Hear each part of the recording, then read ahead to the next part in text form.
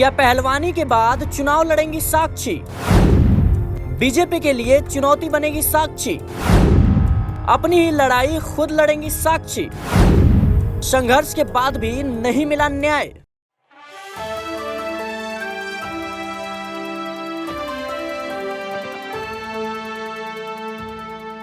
क्या अपनी ही लड़ाई लड़ेंगी साक्षी मलिक? क्या चुनाव में देंगी बीजेपी को चुनौती? क्या साक्षी मलिक लड़ेंगी चुनाव? ये तमाम सवाल है जो कहीं ना कहीं अब सोशल मीडिया पर गूंजने लगे हैं। बताते चलें कि साक्षी मलिक ने अपनी पहलवानी से इस्तीफा दे दिया है। खासतौर पर बृजभूषण चरण सिंह के करीबी संजय सिंह डब्ल्यूएफआई के अध्यक्ष बनने के बाद से उसके बाद प्रेस कॉन्फ्रेंस में वह रोती हुई नजर आई और साफ तौर पर उन्होंने कहा कि अगर बृजभूषण का कब्जा रहेगा पहलवानी पर तो मैं जो है पहलवानी से इस्तीफा देती हूं और मैं कभी नहीं खेलूंगी। इसी बीच अब सोशल मीडिया पर तमाम तरह के सवाल गूंजते हुए नजर आ रहे हैं कि क्या साक्षी मलिक अपनी अन्याय के खिलाफ जो है अब न्याय की लड़ाई लड़ेंगी और क्या चुनाव में बीजेपी को चुनौती देती हुई नजर आएंगी। इन तमाम मुद्दों पर हमसे बात करने के लिए मौजूद है हमारे सहयोगी अमन सर। अमन सर, आज के प्रोग्राम में आपका बहुत बहुत स्वागत है। जी धन्यवाद। जिस तरीके से सोशल मीडिया के दौर पर आप देख रहे हैं कि साक्षी मलिक को लेकर तमाम तरह की बातें सामने आ रही हैं और जो है उनको लेकर यह भी अंदेशा लगाया जा रहा है कि वो आने वाले लोकसभा चुनाव या हरियाणा विधानसभा चुनाव में जो है अपनी प्रतिभा को दिखा सकती हैं।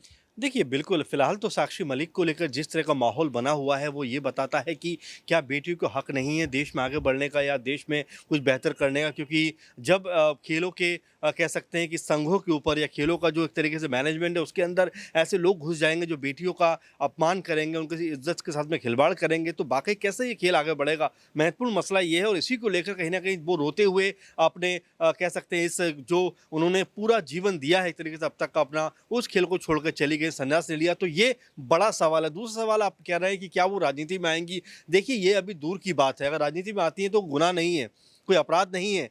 हमारे यहाँ पर राजनीति करना कोई ऐसा नहीं है कि बहुत ख़राब चीज़ है। लेकिन फिलहाल जो महत्वपूर्ण मुद्दा है वो ये है कि उनके साथ जो अन्याय हो रहा है उसके खिलाफ आखिर कौन बोलेगा। सरकार आखिर क्यों अपनी आंखें मूंदे हुए, क्यों उसके ऊपर सवाल नहीं उठा रही, क्यों उसके ऊपर कोई बात नहीं कर रही। ये अपने आप में सबसे ज़्यादा ज़रूरी और अहम मसला है, लेकिन उसके ऊपर सरकार बात नहीं कर रही है। उसके जो तमाम जो बड़े बड़े चेहरे हैं, तमाम बड़े बड़े जो नाम हैं, वो लगातार इससे आँख मिचौली खेलते हुए नज़र आ रहे हैं। चाहे वो अनुराग ठाकुर हों, चाहे गृह मंत्री अमित शाह हों। उन्होंने वायदा किया था कि आपके साथ अन्याय नहीं होगा, लेकिन फिर ये क्यों अन्याय हो रहा है, क्यों ये सब कुछ हो रहा है, ये बड़ा सवाल है। इसके ऊपर बात करने के बजाय प्रियंका गांधी की मुलाकात उनसे क्या हो गई, हर एक कोई अब उनकी राजनीति में जाने की जो कयासबाजी है वो शुरू कर दिया है। तो मैं सिराज ये कहना चाहता हूँ कि अगर वो राजनीति में जाती भी है तो ख़राब बात क्या है और किसको हक नहीं है देश में राजनीति करने का। बाकी जाना चाहिए, लेकिन जो महत्वपूर्ण मसला है उसके ऊपर आपको ध्यान देना चाहिए। उससे दिमाग हटाने का कहीं ना कहीं पूरा प्रोसेस है। जी बिल्कुल, कहीं ना कहीं राजनीति में जाएंगी तो यह जरूर अंदेशा लगाया जा रहा है कि क्या बीजेपी के लिए एक बड़ी चुनौती होगी, क्योंकि जिस तरीके से उन पहलवानों को यह आश्वासन दिया गया कि डब्ल्यूएफआई के अध्यक्ष के नियुक्ति के तौर पर महिला को नियुक्त किया जाएगा, लेकिन संजय सिंह को बनाया जाता है जो डब्ल्यूएफआई के अध्यक्ष जो है अब नए बने हैं और वो बृजभूषण चरण सिंह के जो है वो करीबी माने जाते हैं। ऐसे में सवाल ये उठता है कि बीजेपी सांसद जिन पर यह आरोप भी सिद्ध हो चुका है कि वो एक दुनिया की सबसे कह सकते हैं गंदे आरोप में जो है आरोपी पाए गए हैं, तो उनके खिलाफ जो है कार्रवाई बीजेपी नहीं कर रही। क्या मजबूरी है बीजेपी की? लोकसभा चुनाव और पहलवान जो बेटियां हैं उनके खिलाफ अन्याय हो रहा है, इसको किस तरीके से? देखिए बिल्कुल सिराज, अगर आप समझें, देखिए एक आदमी के ऊपर लगातार बीते साल से किस तरह के आरोप लग रहे हैं। 8-10 लड़कियों से ऊपर उनके ऊपर आरोप लगाए जाते हैं और संगीन आरोप लगाए जाते हैं। पहले तो जो पुलिस है वो एफआईआर तक दर्ज नहीं करती है। 3-4 महीने की कश्मकश के बाद वो एफआईआर दर्ज होती है। खास बात यह है कि लोकतांत्रिक देश में यौन उत्पीड़न के मामले में और उसमें पॉक्सो एक्ट का भी एक मामला था और सुप्रीम कोर्ट आपको सिर्फ एफआईआर दर्ज कराने के लिए जाना पड़ता है। देखिए और सीधी बात है और महत्वपूर्ण बात ये भी है कि अभी कुछ दिन पहले जश्न मना रहे थे हम लोग कि नए कानून आ गए, इसमें बेटियां जो घर बैठे अपना ये कर सकती हैं, वो कर सकती हैं। लेकिन जो बेटी पिछले 3-4-6-8 महीने से लगातार संघर्ष कर रही है उसके ऊपर क्या सरकार का ध्यान नहीं है। तो महत्वपूर्ण मसला ये है कि कानून बना देने से सारी समस्याओं का समाधान नहीं है।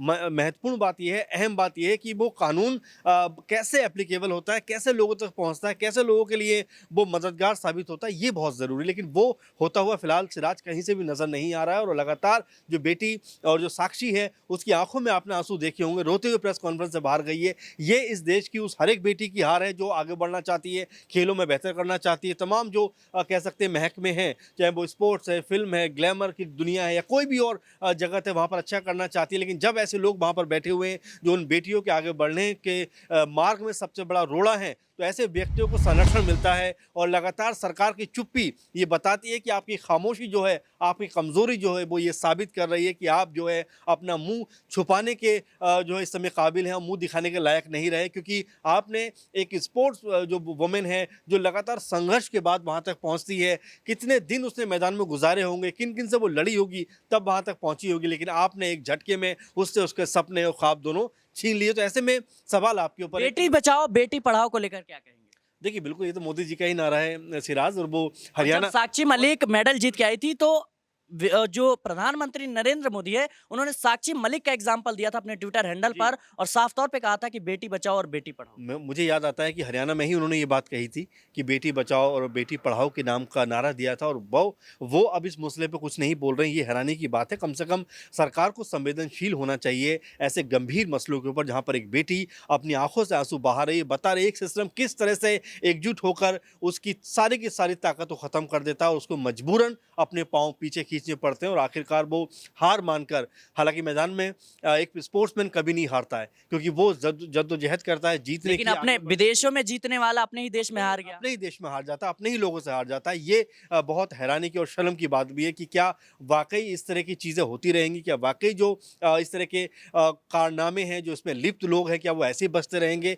ये बहुत जो है कह सकते हैं हैरान करने वाला मामला है, बहुत ज़्यादा शर्मसार करने वाला मामला भी है कि आखिर क्यों इस सब चीज़ों के ऊपर सरकार पूरी तरह से गंभीर नहीं है। और मोदी सरकार से बहुत उम्मीद की जाती है कि वो बेटियों का बड़ा सम्मान करते हैं। अच्छा, लेकिन सोशल मीडिया पर ये सवाल लगातार उठ रहे हैं कि ये चाहते हैं जो साक्षी मलिक, बजरंग पुनिया, तमाम जो पहलवान हैं, यह चाहते हैं जो बृजभूषण शरण सिंह है उनका कब्जा हट जाए रेसलिंग जो बोर्ड है वहां से, और साथ में ही जो इनका कब्जा रहे। ऐसे में यह लोगों को यह नहीं समझना चाहिए कि उनकी बहन बेटी भी हो सकती थी यहाँ पे। देखिए, बिल्कुल, अब विजेंद्र सिंह जो मुक्केबाज़ हैं, उन्होंने कल यही बात कही कि अगर जिस तरह साक्षी मलिक रोती हुई गई, अगर उसमें आपकी बहन-बेटी होती तो आपको कैसा लगता? देखिए, वाक़ई जब खुद पे गुज़रती है तो अब एहसास होता है, और ये माहौल बदलना चाहिए। देखिए, खाली हंगामा करने का मकसद नहीं होना चाहिए, बल्कि हालात बदलने के लिए हंगामा होना चाहिए, और वैसा कुछ नज़र नहीं आ रहा है। वो लगातार धरना प्रदर्शन करते रहे, कभी उनके लिए कुछ कहा जाता रहा, कभी कुछ कहा जाता रहा, उनको किस तरह से पेश किया जाता रहा, इससे आप भी अनभिज्ञ नहीं है। लेकिन आखिरकार सारी चीज़ें करने के बाद भी जब वो पूरी तरह टूट जाती है, तो अपने जो है खेल को ही छोड़कर वो संन्यास लेने का फैसला करती है। ये महत्वपूर्ण बात है। लेकिन इसमें राजनीति लेकर आना कि वो प्रियंका गांधी मिलने गई हैं तो वो राजनीति में आ जाएँगी, वो ये करेंगी, वो अब जो है चुनाव लड़ती हुई नज़र आएँगी, तो ज़ाहिर बात है अगर चुनाव लड़ती हैं तो इसमें ख़राब बात मेरे ख्याल से कुछ नहीं है।